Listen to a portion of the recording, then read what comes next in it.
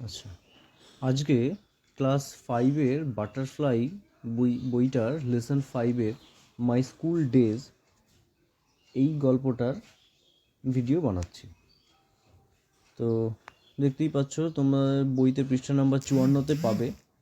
তো এখানে তো রিডিংটা আগে পড়ে দিই মানে সহ। তো শুরু করি। প্রথমে দেখো লেটস বিগিন আছে। Do you love to go to school? তুমি কি তোমার স্কুলে যেতে ভালোবাসো? ইয়েস অর নোতে অ্যান্সার। তোমাদের যেটা হবে সেটা লিখবে। Which subject do you like the most? কোন সাবজেক্ট তুমি সবচেয়ে বেশি ভালোবাসো? থার্ড হচ্ছে can you guess whose school days we are going to read about? তুমি কি ভাবতে পারো বা তুমি কি বুঝতে পারছো যে কার সম্বন্ধে আমরা আজকেই পড়তে যাচ্ছি, কার স্কুল ডেজ সম্বন্ধে আমরা পড়তে যাচ্ছি? আচ্ছা, let's read. One morning I went to Ballygunge government high school with my maternal uncle. আমি আমার মামার সাথে একদিন সকালে এই বালিগঞ্জ গভর্নমেন্ট হাই স্কুলে গেছিলাম। The class teacher gave me a few questions to answer and also a few sums to solve. The class teacher অর্থাৎ শিক্ষক মশাই আমাকে কিছু প্রশ্নের উত্তর দিয়ে জিজ্ঞেস করেছিলেন আর কিছু অঙ্ক কষতে দিয়েছিলেন। পরের লাইনে আই রোড দ্য আনসার্স, আমি উত্তরগুলো লিখেছিলাম। Solve the sums and showed them to the teacher, এবং অঙ্কগুলো কষে শিক্ষক মহাশয়কে দেখিয়েছিলাম। He went through the answers and nodded, সে সবগুলো দেখলেন এবং মাথা নাড়লেন। His gesture indicated that my answers were correct and thus I was admitted to the school. His gesture অর্থাৎ তার যে ভাবভঙ্গিতে মনে হয়েছিল যে প্রকাশ পেয়েছিল যে আমার উত্তরগুলো ঠিক আছে এবং আমি সেই স্কুলে অ্যাডমিশন পেয়ে গেছিলাম, আমি স্কুলে ভর্তি হয়ে গেছিলাম। Ballygunge government high school was on the eastern side of the Beltala road police station. যে বালিগঞ্জ গভর্নমেন্ট হাই স্কুলটি ছিল বেলতলা পুলিশ স্টেশনের পূব দিকে। The southern part of the school was our playground, স্কুলের যে পশ্চিম দিকটা আছে সেটা ছিল আমাদের খেলার জায়গা, খেলার মাঠ। It was surrounded by a lofty wall, এটা একটা উঁচু পাঁচিল দিয়ে ঘেরা ছিল। When seen from above the school looked like the English letter T, যখন আমাদের স্কুলটিকে ওপর থেকে দেখা হতো বা আমাদের বিদ্যালয়টিকে ওপর থেকে দেখা হতো সেটাকে ইংলিশ লেটার টি এর মতন দেখতে লাগতো। The vertical part of the T was the hall of school and the horizontal part of the letter was formed by the rows of classroom. আচ্ছা, তা লাইনটা কি হলো? the vertical part of the T was the hall of the school, এইটুকুনি আগে বলিনি। তা vertical মানে হচ্ছে খাড়া, মাটির সঙ্গে 90 ডিগ্রিতে যেটা থাকবে সেটা হচ্ছে খাড়া অবস্থা। তা ভার্টিক্যাল পার্ট অফ দ্য টি মানে স্কুলটিকে টির মতন দেখতে লাগছে, সেইটাকে বলছে যে টি এর মতন, যে টি এর যে খাড়া পার্টটা থাকে, ওপরের যে দাগটা থাকে মাটির সমান্তরাল, তার নিচের যে টি এর দাগটা থাকে, সেইটা বলছে the hall of the school.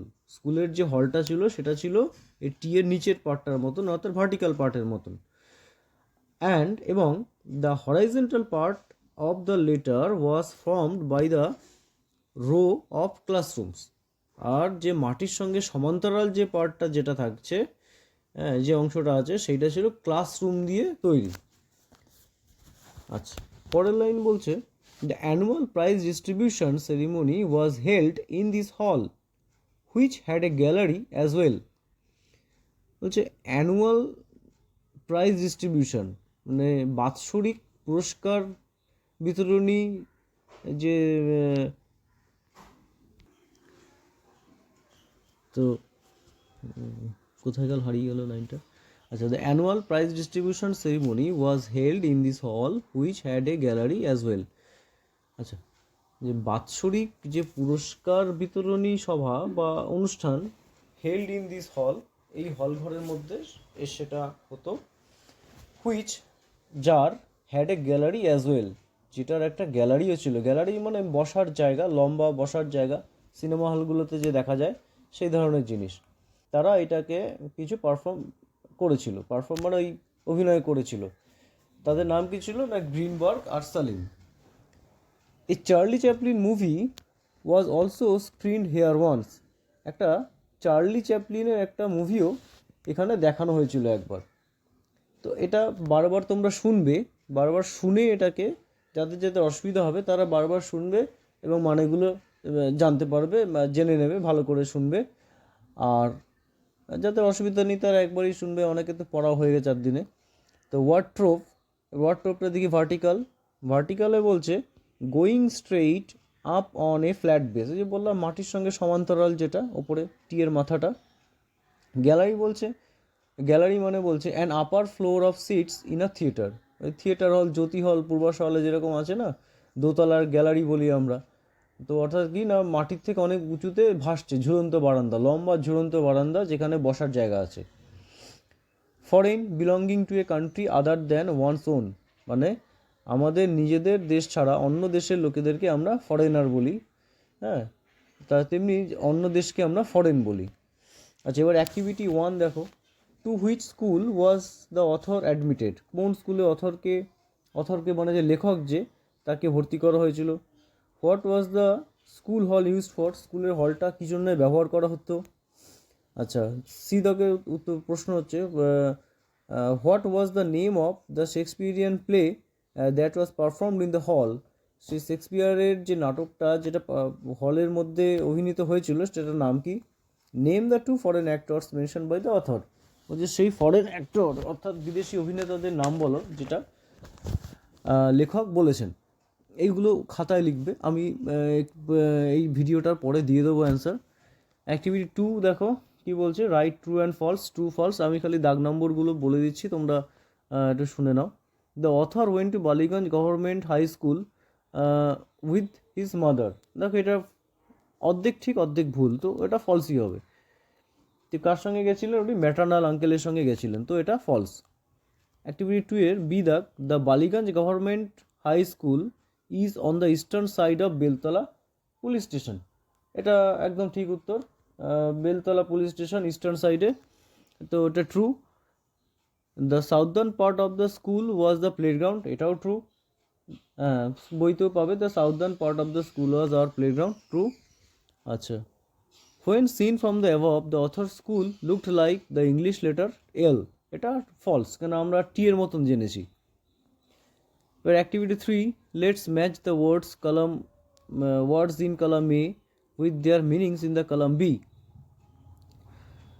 তো পরপর দেখো, sums, nodded, surrounded, foreigner, cinema, বাংলাগুলো বলে দিই, দেখো বিতে পারো কিনা।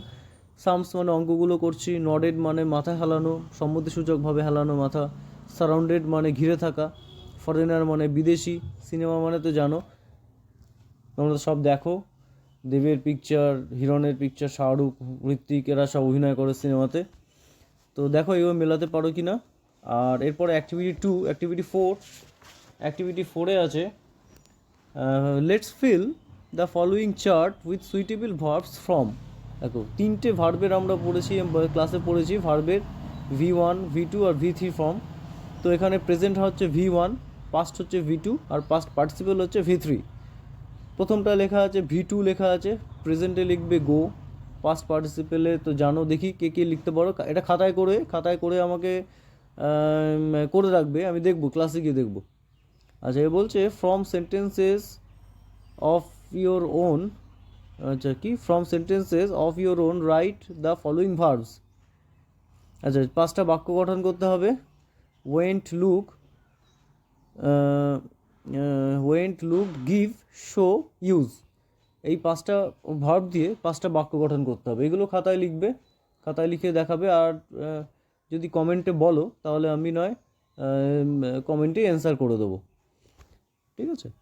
ওকে, তো এই অবধি থাকলো। তোমরা বারবার ভিডিওটি দেখবে, যাদের একটু পড়তে অসুবিধা হবে বারবার ভিডিওটি দেখবে, ডাউনলোড করে নিয়ে দেখবে, তাহলে তোমাদের সমস্ত উচ্চারণ মানে সব ক্লিয়ার হয়ে যাবে, অর্থ সব ক্লিয়ার হয়ে যাবে। পরের দিন এই পাতাটা পড়বো, অর্থাৎ 57 পাতাটা পড়বো, পড়ে ভিডিওটি বানিয়ে দেবো। ওকে, সবাই ভালো থেকো, পড়াশুনো করো। এখন একটু বৃষ্টি হয়েছে, ঠান্ডাও পড়ছে। ওকে।